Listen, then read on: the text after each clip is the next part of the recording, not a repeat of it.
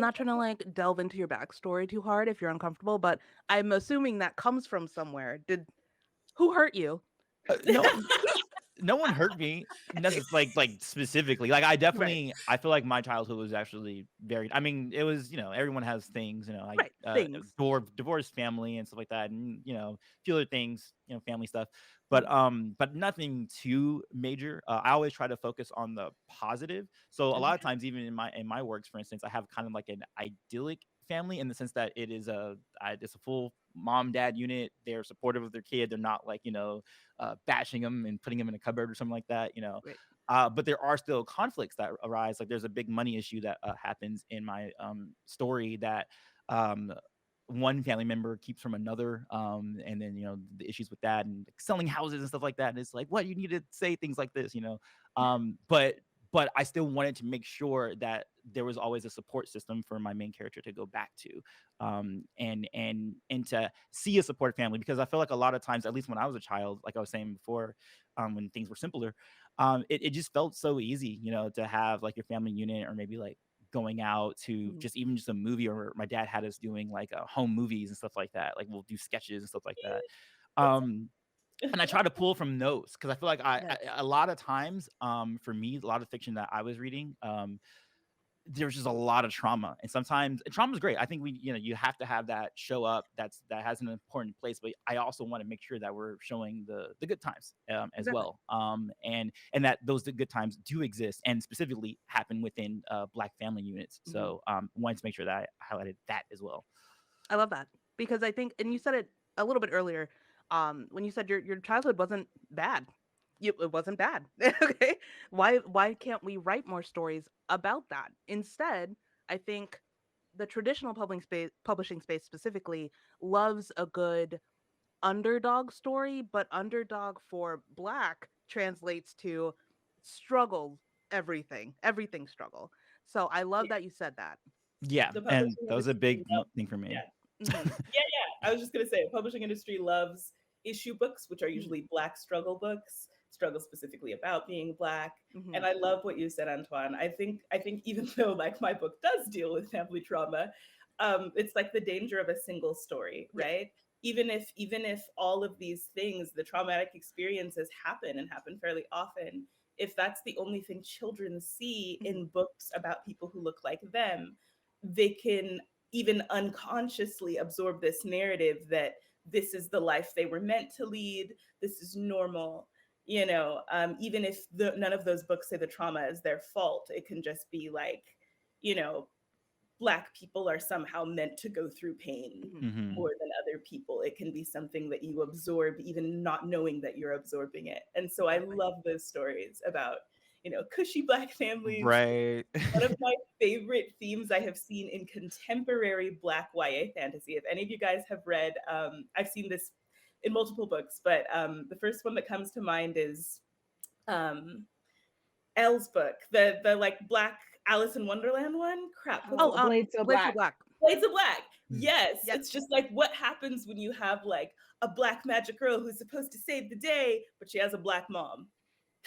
What? Who cares And it about is funny. who It is cares so about her? funny. She's like, I do not care. Like she's trying to keep it a secret from her mom. Her mom finds out. Like, yeah, no, the world is in danger, mom. And she's just like, I don't care. Yeah. You're staying home.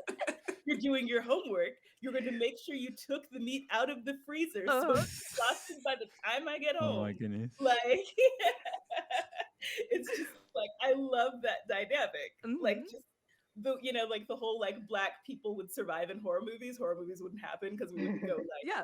like we wouldn't Oh, go which in. by the way, Nope, just the trailer dropped for Nope, Yes.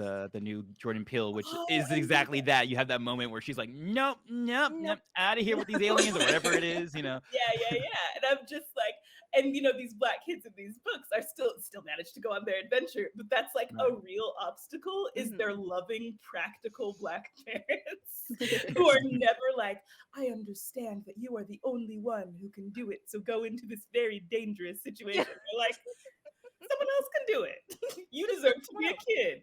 Stay home. Yeah, So like having different kinds of obstacles, and the character has to have something that they're faced up against. but it Yeah. doesn't have to be, they're an orphan, or, Mhm. their parents beat them or something like that. They can Yeah. have good parents. And I think it's important to have that variety. So we see everything, every aspect of our lives. Yep. Also, a quick shout out to, I think Kwame was here earlier, but Black Oh, that's Boy good. Joy. Shout out to that Yes. anthology. So good. Love Anything that by Kwame anthology. Mbalia, y'all Auto should. buy. Amazing. Yes. Auto buy. LL McKinney, if you're watching this, if you could just drop A Crown So Cursed, that'd be great. A little bit early. Yes. A little bit early. Um, no, that's wonderful. I'm sorry, we got a little deep there. I'm just gonna keep it going deeper, actually. I'm so sorry. But um, so my next question, since we did talk about this, there's a lot of assumed struggle when it comes to anything with a black character, written by a black author. How do you balance your experience, your very real lived experience, with the reader expectations? Because we are often defaulted into magical Negroes anyway, and we're talking fantasy. So it's very hard to like tell people this is based on a real cultural um, situation. This is based on my real experience. And yeah, I may have thrown in some magic, but let's keep it focused on the theme. How do you guys balance that with, I mean, maybe your books intentionally, with your interviews, with meeting your fans? How do you go about that? Let's start with Jessica. Oh wow. I feel like I don't know. I don't like to bash people over the head with whatever message I intended for them to get from the material, Hmm. because I realize that some people are there just to have an escape from Yeah. what they're dealing with, you know. So I let those conversations come up naturally. Like in this setting, if you ask me directly about it, then I will talk about it. But it's like maybe they didn't pick up on that. Maybe they didn't, want to pick up on that. I don't think every reader picks up the book with the same expectation. But as far as writing it, I try to just center on the character because that's where the connection to the reader is, right? They're going to come to your book, they're going to find this character, they're going to love them, hopefully.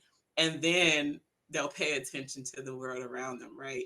So I try to focus in on the point where they will actually care the most because I know just speaking with readers are like, if I don't care about your character, I'm not reading your book. Like I'm just gonna sit it down. And once they care about the character, then they start paying attention to the conditions of the world and those real issues that you bring into the storyline. But I always leave it up to people to bring those things up. Like in my Gen Rebellion series, there are a lot of issues with the inequalities between the different species because we're in a post-apocalyptic world where it's run by supernatural beings. There are no humans, but then they're Mm. still finding out that, oh, we have a lot of the same issues that the humans had. We thought we were going to do it so much better, but there is still all these issues. And I have people who come to me who want to talk about the different structures and the different political things that happened in the series. And then there are people who really only want to talk about the dragon battle. Like they don't Right. care at all about that. And I allow that to happen naturally. I don't try to drive them to the point as much. And you do it beautifully. Thank you. You- uh, Jessica, Leslie? real quick, do you have a copy of your book you can hold up for the cover? Like, I'm trying to remember what your book cover looks like. Show Hold Tales of on. Novia. It's beautiful. I Do don't They're have it. all that good. one Jessica in. has amazing covers. All Uh of huh. them. I have like a bunch of like random books next to me, but like not the one I was just talking. Well, this is from the series. This is Rosie's Okay, book. okay. Yeah. Yeah, but I don't have that one. Of course not. Good to know. um, for me, it's not so much about reader expectations because I don't necessarily worry about that. I started out self-published, so I wouldn't have to worry about publisher expectations, and then Mm. moving into being traditionally published. I still was very fortunate that I didn't get any pushback. I've had two Black editors at different publishing houses, which is amazing, and I'm super grateful for that. Mhm. So in terms of like gatekeeper stuff, I haven't really had that. It's more the reader like misconceptions on the back end. Like sometimes I'll be at events and talking to readers, and this only happened with white readers and specifically white male readers. Not to like paint a broad brush, but that's my experience. Who will have very unique ideas about what's happening in my books. Like there's two races of people that I focus on, and one is darker skinned, and they have magic. So I've had multiple white men be like, "Oh, why do only does the dark skin give you magic?" And I'm like, that's what you took away from this, that dark skin gives you magic? Like, I'm confused, but this is something that I've heard more than once. And There's also like a refugee crisis. You know, there's a brutal dictator and there's a group of refugees who are trying to find a better life in another country. And I've seen reviews and heard from people who are just don't understand the plight of the refugees. They're like, those refugees needed to get jobs. I'm like, well, yes, they wanted to get jobs, but there's a problem with that. Like, so it's just, you have to let people have the book they have. Like, I can't control their interpretation. I will try to correct things when they're brought to me personally, and like, that's not what I was intending. And sometimes it's like, I don't know what you read.